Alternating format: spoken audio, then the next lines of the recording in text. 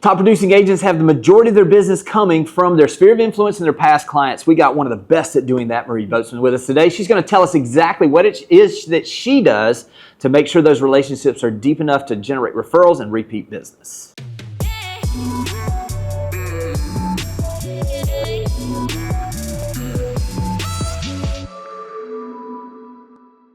All right, Marie, this is a conversation I've been looking forward to having with you because obviously I know the majority of your business is coming from your sphere of influence and also from the people that you've done business with before. So I think a lot of times people, they want to find the new, the freshest thing, but in reality, everything we need is already there. You want to talk about your business a little bit, kind of what it's generating and what it looks like right now? Yeah, sure. Yes, my business is mainly past clients, referrals, or clients and referrals. I probably every year around, let's just say 45, 50 transactions, one maybe random that has found me somewhere. But everybody is connected. Yeah. And that's been just a huge blessing in almost 18 years of doing this. I'm so grateful. I've worked with a lot of the same people, a lot of their friends, family, coworkers, and it's just amazing. When someone refers you to someone, I think they naturally think you're going to be a good fit, right? So I'm walking in not necessarily having to sell myself as much as somebody else would. Great. Well, let's get super practical on some of the things that you're doing because as we were here at the Rethink Council for Berkshire Hathaway Home Services, some of the things you shared were just very pointed as far as the things that you've done and the reactions you've gotten and how it's helped your business. So let's start. What does this generally look like? I mean, obviously we talk about loving on our clients. Yes. What does that really look like?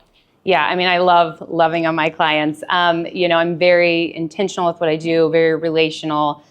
So for me, it's really about first of all, creating moments around the transaction from that very first interaction, through closing and beyond, right? I'm there for them forever. I did a reel recently on that how long are you there after transaction? And it's forever. Yeah. I want to be there forever. Right. So, for me, it's a lot of keep in touch things. So client events, Pop-bys, really getting to know them as humans with their interests, and then catering even gifting ideas around that. Yeah.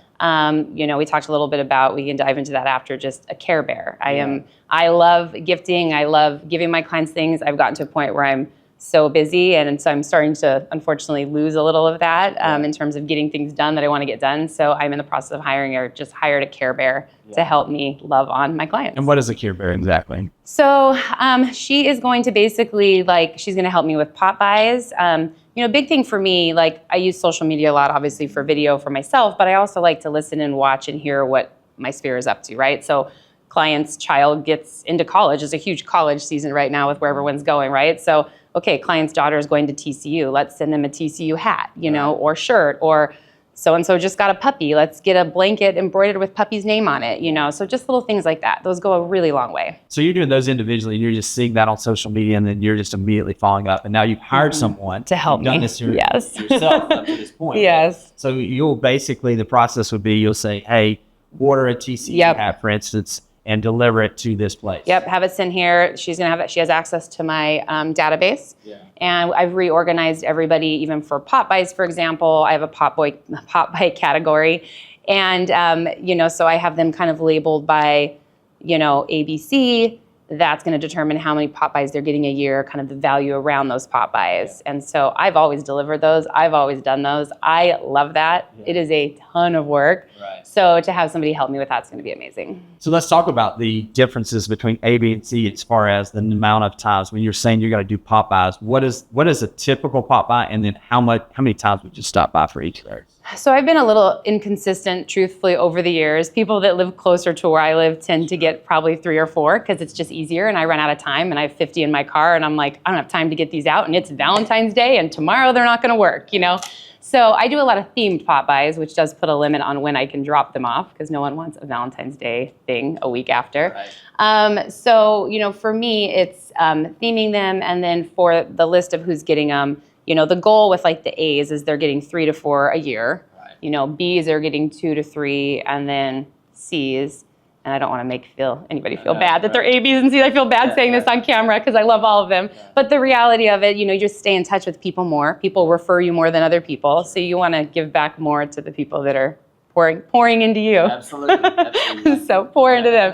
That's right. So I don't know. A few kind of highlight Pop-bys that I've done.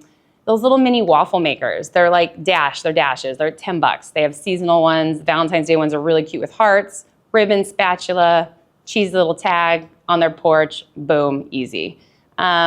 A Halloween one that is awesome that I've had tons of great feedback on.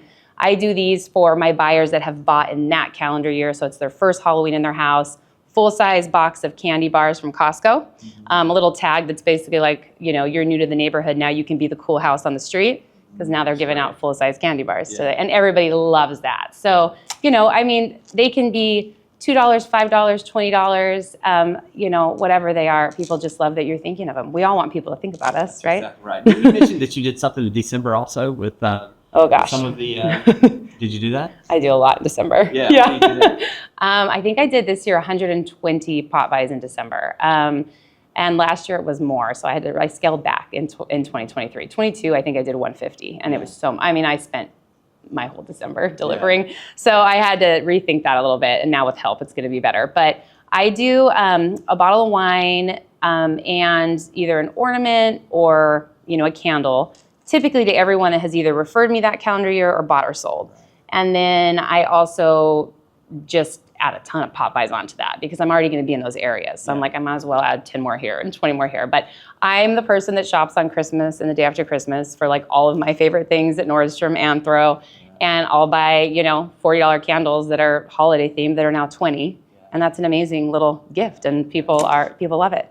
Yeah, great. Wrapping paper Pop-bys, easy, tape, drop those off a week before Christmas. Everybody always runs out of wrapping paper and tape. People love that. Do you have a specific note you leave or something you say on those? I have a lot of cheesy little branded tags, yes. And they're fun. Yeah. That one's something about something about it's getting late, you're probably in a scrape, I can't remember exactly, but Oh, that's great. You mentioned client events also. Are you doing some specific events? I am. So, I've kind of changed it up a little bit over the years. I feel like during COVID, I used to do an amazing wine pickup party. It was just adults. I would do a 3-hour window at a winery. I'd have food, prizes, my videographer there filming testimonials. Yeah. If they did a testimonial or gave me a review on, Zillow or Google, they'd get an extra raffle ticket. Yeah. And that was a huge incentive, so it was great. And they could just pop in anytime during that 3-hour window and grab their wine. I would make people register ahead of time with the bottle of wine type that they wanted. That made them, in my opinion, show up because they already committed to what they wanted. Right. So instead of being show up and pick a bottle, it was pre-pick a bottle, right? So I'd have those bagged with a little note card. And then during COVID, the indoor thing became hard, so I transitioned to a big pumpkin patch event, which I've done a few surveys, and right now I'm sticking with the pumpkin patch event for my big one. But I will set shop outside of a local pumpkin patch. I provide the wristbands so they get access. I'll do a coupon for a bag of apple cider donuts, money off a pumpkin.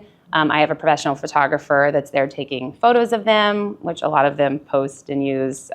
It's also another touch after the event to send that, right? So, and then I do some drawings, and I have custom cookies made and just try to make it a fun day. Yeah. And then I do a lot of small events. I actually really love the small events because you can be intentional kind of with who you're inviting, the relationships that are formed from those, and just actually get to, talk more to your clients and be around them. So I'm actually in 2 weeks doing a wine blending seminar. I feel like these are all wine themed. I promise they're not, but a wine blending seminar. So I have a client, friend, winery owner that's going to do, so everyone gets to kind of blend their own wine. We create teams. We'll have some competition. I'll have some prizes. Best wine, wins. So it's kind of fun. And then I've done for fall, I've done lots of little workshops, pumpkin succulent making. So lots of little ladies' nights, but people love them. Yeah, no, this is great. And obviously, I think you're having these Pop-bys sometimes three times a year for some clients. Mm-hmm. You're also having the events. Mm-hmm. And one of the things I think you do really well also to stay top of mind and stay in front of your people is your social media. Mm-hmm. How are you connecting with all of your clients in the sphere on social media, and what are some of the things you do specifically there? For me, social media is about staying in front of my clients and also in front of their friends, right? Because that's the goal, to expand. I'm not doing social media for blind leads by any means. So I do try to tailor what I'm posting, obviously, to promote my listings, but also things that my tribe, would want or to see. So, whether that's community videos or design trends or, restaurants and food and wineries, whatever that may be, I am trying to kind of tailor that around them. So the more that I'm in front of them, Obviously they're going to think of me and remember me. And in terms of just how, I interact with them, like I said earlier, I definitely use social media not only to put my videos, but also to listen and hear what's going on in their lives. But lots of DMs, just lots of commenting on their posts, and really caring about them, like genuinely caring about them. All right, Marie. So listen, we've got so many great ideas here. This is such good stuff. Anything additional that we haven't talked about? Yeah, I think the one thing that I started doing a couple years ago that has been really great is that I send out like a client care form, for lack of a better term. So whether that's at the start of a transaction, during a transaction, for my sphere and clients that I've worked with long ago, I've sent it out to them kind of in a video format as a contest to fill it out. And basically, it's just a form that has everything down to dogs' names, kids' names, birthdays, anniversaries, favorite coffee shop, favorite restaurant, some bucket list random questions. Just helps me really get to know them.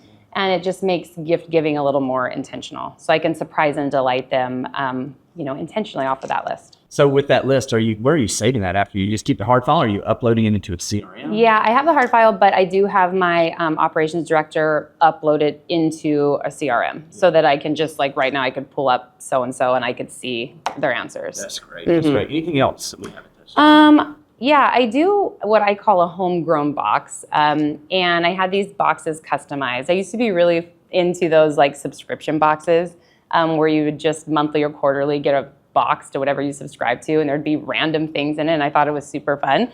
So I'm like, why don't I do something like that for my clients? So I created what I call a homegrown box. It has a logo on it that is custom for these boxes, my logo, and then I went from doing them 4 times a year to 3. Now I'm just doing them twice. They're a lot of work. And another Pop-by, right? But I do 50 of them to my top kind of referral clients, and I will mix up what's in them every time I do it. So my first one was like favorite things, and I went to all of the local businesses that I'd shot Marie B in the communities with that year, bought one of my favorite things from them, put it in the box. I do a little cover sheet that's like, what's in this box? And it talks about each thing. So that was really fun to highlight those businesses. I've done ones themed around summer, fall, added some swag items. So they're just really fun and people love them. I think that's why your business has done so well, is the authenticity just comes through in everything you do, whether it be on social media, whether it be with the Pop-bys, all of those things you're doing, it truly is focused on the relationship. So congratulations on amazing business. Listen, thank you. If they haven't followed you yet on Instagram, how would they follow you on Instagram, and how would they get in touch with you? MarieBRealty.com, and all my info's in there in the bio. Great. Yep. Yeah. So if you got a referral going up the Portland way, make sure you reach out. That's the metro area, I guess. Yeah, Portland Metro. Yeah, so reach out. We'll have all of Marie's contact details down in the description below. We'll talk to you guys soon. Thanks for watching the video. I specifically chose the video below for you because it builds on the one you just watched. I hope it's helpful, and I'll talk to you soon.